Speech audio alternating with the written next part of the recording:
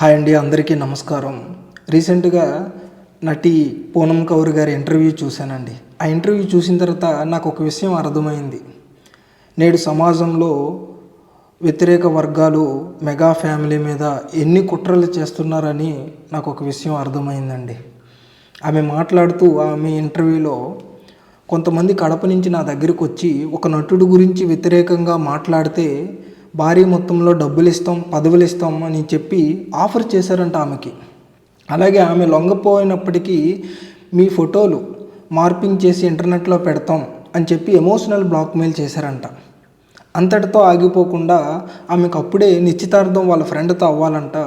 ఆ సమయంలో పోసాని కృష్ణమురళి గారితో ప్రెస్ మీట్ పెట్టించి ఆమె పేరును ప్రస్తావించి లేనిపోని ఎఫ్ఐఆర్ను అంటగట్టి ఆమె యొక్క వివాహాన్ని కూడా రద్దు చేసుకోవాల్సిన అవసరం వచ్చిందని చెప్పింది.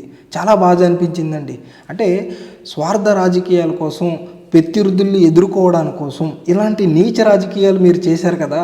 మీ కుటుంబం ఏమైందో ఇప్పుడు మీరు ఆలోచించుకోవాలి. ఇప్పుడు ఎవరైతే నేను గురించి అంటున్నానో మీ అందరికి కూడా వాళ్ళు తెలుసు.